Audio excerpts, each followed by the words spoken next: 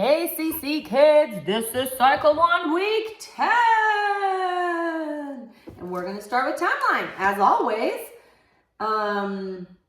maybe we should call for the sock monster. Can you guys help me call for the sock monster? 1, 2, 3. Sock monster. Yes. Oh, there's the sock monster. Are you ready to help us with our timeline cards? Okay, we are starting with Japan's Heian period. So we're going to do the outline of Japan. And then for our history song, we're actually going to hear about the Heian period. And we're going to do the motion for that. And H. And we're going to kind of go along. Japan's Heian period. Next is Charlemagne crowned Emperor of Europe. So we have a C for Charlemagne, crowned. Emperor is an E and a sash. Emperor, and our sign for Europe, we're going to do an E, and we're just kind of circling it by our head. Charlemagne, crowned Emperor of Europe. We have Alfred the Great of England. Alfred the Great. So we're going to do an A for Alfred the Great of England. Do you remember what our sign for England was? Anything England or Britain, we shake our hands. Alfred the Great of England. Eric the Red and Leif Erikson. So for Eric the Red, he had this big old beard. So we're going to do Eric the Red and Leif Erikson, his son. Norse explorers. We're going to explore. Then we have Vladimir I of Kiev. So we're going to do a V for Vladimir. The first, we're going to shake that one of Kiev. Vladimir I of Kiev. Byzantine Emperor Basil II. Byzantine Emperor Basil II. You got it. Byzantine Emperor Basil II. And last but not least, then we're going to say 1000 BC, 1000 AD, 1000 AD. And then comes East-West Schism of the Church. So we're going East-West Schism of the Church, East-West Schism of the Church. Ready? Let's do it. Okay, we're starting with Japan's Heian period. Japan's Heian period. Charlemagne crowned Emperor of Europe. Alfred the Great of England. Eric the Red and Leif Erikson, Norse explorers. Vladimir I of Kiev, Byzantine Emperor Basil II, 1000 AD, 1000 AD, East-West Schism of the Church. Nice. That was it for this week. Let's jump in, let's do history. Since we just talked about the Japan's Heian period, we're going to sing a song about it. And it's a long one with lots of motions. So let's do it together. We're going to say around 794. Why is there a 5? It should be around 794. Sorry. 794. Japan's emperor. So we're going to do Japan's emperor. Moved to Heian. Present day. We're going to say here right now. Present day. Kyoto. A K for Kyoto. The Heian period ended. The Heian period ended in the 12th century. So we're going to do a 2 and a 1. In the 12th century, when civil war gave control to military commanders called shoguns. We're going to pull our sword. Shoguns.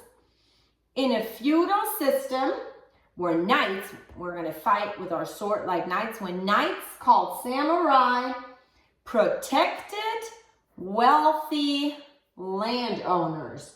There's a lot in this. And I'm going to grab my booklet just in case to see that this is the right. Yes, it is in 794. 794, not 95. Miss Claudia made a mistake. Okay, good thing I caught it. Because 4 rhymes with emperor, kind of, emperor. Around 794, Japan's emperor moved to Heian, present-day Kyoto. The Heian period ended in the 12th century when civil war gave control to military commanders called shoguns. In a feudal system where knights called samurai protected wealthy landowners. That was it for Japan's Heian period. Okay, let's go over here and do science.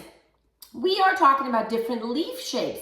If you go out and you look at different kinds of trees, there's tons and tons of different shapes. Some are narrow, some leaves, we just talked about that. That's monocot, right? Dicot are a little wider. But we also have oval, we have lobed, we have cleft, scale-like, and needle-like leaf shapes. So there's all kinds of crazy ones. And today we're going to learn about them. So some leaf shapes are linear, oval, lobed, cleft, scale-like, and needle-like. So we're going to do this. We're going to say linear. It's like 2 lines. Linear, oval, lobed. It's kind of like earlobes. Lobed, or we can just touch our ears. Lobed, cleft. C for cleft, scale-like, an S, and needle-like. Okay? And we're going to sing it to the melody of Let Me Tell You About the Birds and the Bees. It goes like this. What are some leaf shapes? Let me tell you about some leaf shapes. Linear, oval, and lobed, cleft and scale-like, and needle-like. Okay, that was our science. Let's move on to geography, and guess what? Lots of Japan today. We had Japan's Heian period here in our timeline. We talked about Japan here in our history sentence, and today in geography we are also going to learn about Japan. So what better song than a Mulan song? And this is the Mulan song, Honor to Them All. And we're talking about Japan. In Japan we have Kyoto, a K for Kyoto. We have Tokyo, a T for Tokyo. You're going to stick your thumb in between your pointer and your middle finger. Tokyo. We're going to make a mountain for Mount Fuji. We're going to have the Pacific Ocean and the Sea of Japan. So 2 flowing waters, okay? It goes like this. In Japan, Kyoto, Tokyo, Mount Fuji, the Pacific Ocean, and the Sea of Japan. That was our geography song in Latin. We are still in our 4th declension. And our 4th declension today, we're going to sing it opera style, okay? So this is the ooh. So when we think opera, we think ooh, because there's lots of oohs, lots of U's, okay? Remember, we have a us and a ooze. Us, ooze, ui, ooh, and then us, and that is 2 oohs. Oos, ibis, oos, ibis. Ready? We're going to sing it in opera style. It goes like this. Oos, oos, ui, ooh. Oos, oos, ui, ooh. Oos, oos, ui, ooh. Singular 4th declension. That is very high. Us, ibis, us, ibis. Us, ibis, us, ibis. Us, ibis, us, ibis. Plural 4th declension. Wow. Whew, that was crazy. Okay. This is exciting. In math, we are moving on. And guess what? The numbers are going to get higher and higher because today we are talking about the squares. And the squares Squares happen when we multiply a number with itself. So 1 times 1, and 2 times 2, and 3 times 3, and so on, all the way to 15 times 15. So the numbers are getting bigger. This one we are singing to She'll Be Coming Round the Mountain. Okay? It goes like this.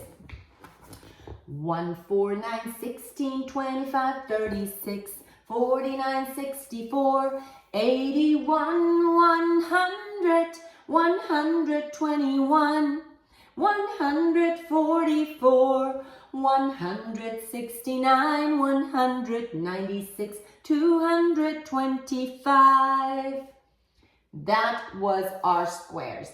And last but not least, we are almost getting to the end of our prepositions. We are singing our preposition song again. Are you ready? Let's go. But by, at, to, but by, at, to, about, above, across, after, against, along, amid, we're going to start from the beginning. It goes like this. About, above, across, after, against, along, amid, among, around, at, atop, before, behind, below, beneath, beside, between, beyond, but by, concerning, down, during, except, for, from, in, inside, into, like, near, off, on, to, out, outside, over, past, regarding, since, through, and throughout, to and toward, under, underneath, until, up, upon, with, within, and without. Man, even after 10 weeks, I'm still making mistakes. But guess what? We have 2 more weeks to learn this. Let's go through just week 10, right? This is through and throughout. We're going to swim through and throughout, and to and toward. This one is easy. Through and throughout, to and toward. Okay, that was it for week 10. Have fun learning, and I'll see you again next week. Bye.